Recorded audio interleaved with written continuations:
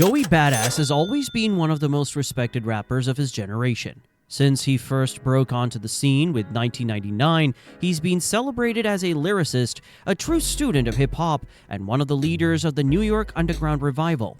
But his latest album, Lonely at the Top, sold just 9,000 units in its first week and didn't debut on the Billboard 200.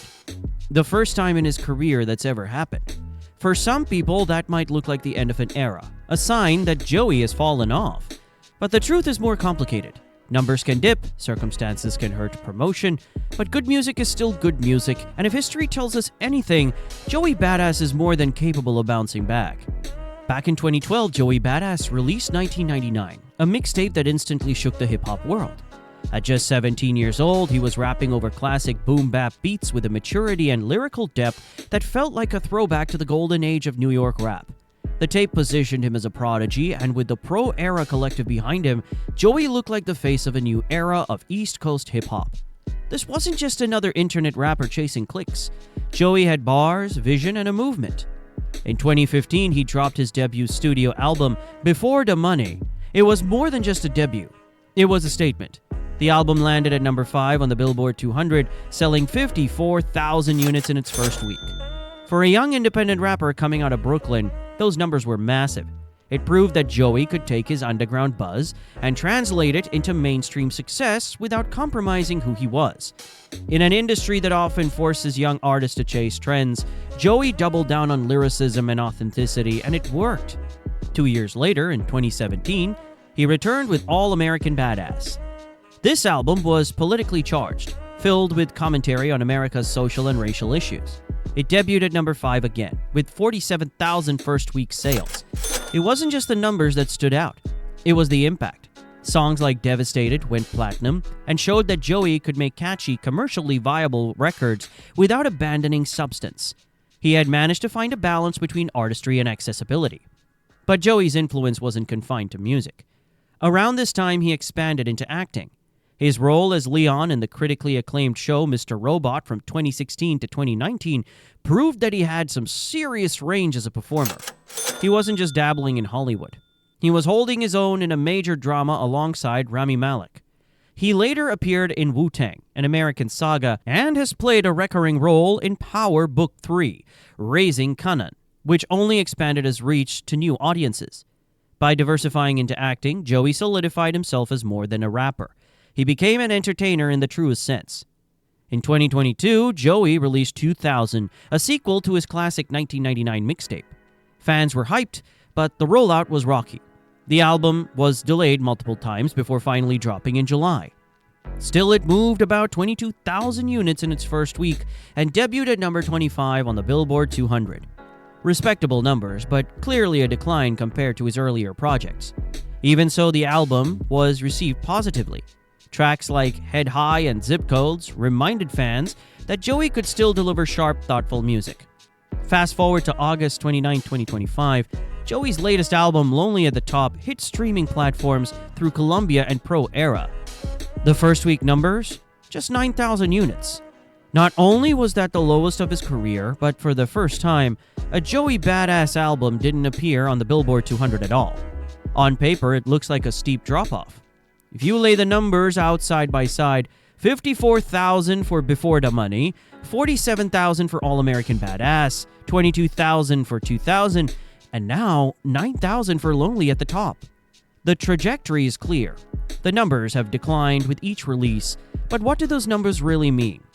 When you dig deeper, the sales begin to make sense. First, the rollout for Lonely at the Top was messy. It was delayed more than once, which killed a lot of the initial momentum. In today's streaming era, timing is everything. Albums live and die by how well they're promoted. And when fans don't know if or when a project is actually coming, hype fizzles fast. Secondly, there just wasn't much of a promotional push.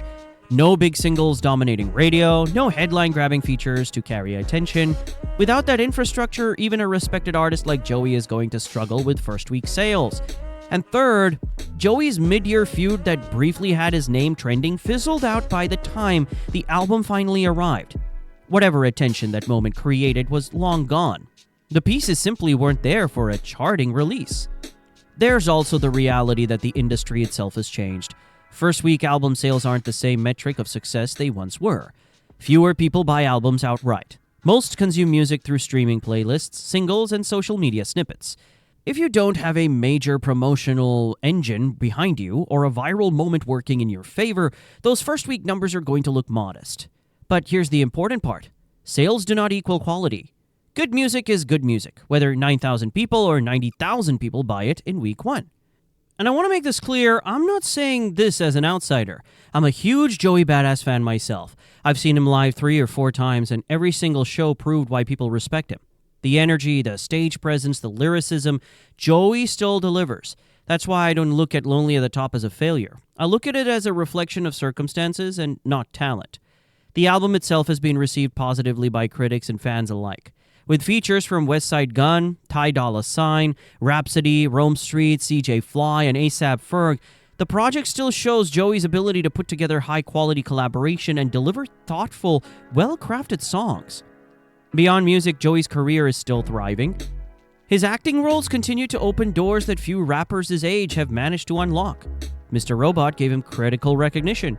Wu-Tang and American Saga kept him tied to hip-hop culture in a new medium. And Raising Kanan connected him with a whole new fan base through the Power universe.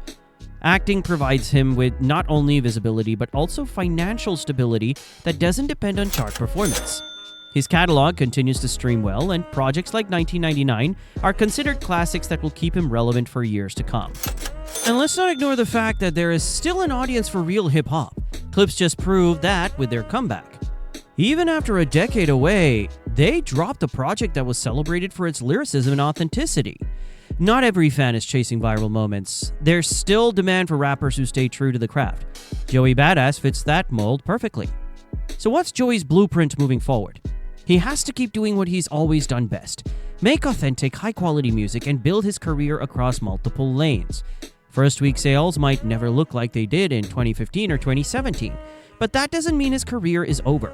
He's already diversified with acting, brand partnerships, and a loyal fan base that values his artistry above trends. As long as he continues to deliver music that resonates, those fans will be there. And if the timing and promotion line up better in the future, there's no reason Joey can't bounce back with stronger commercial numbers too.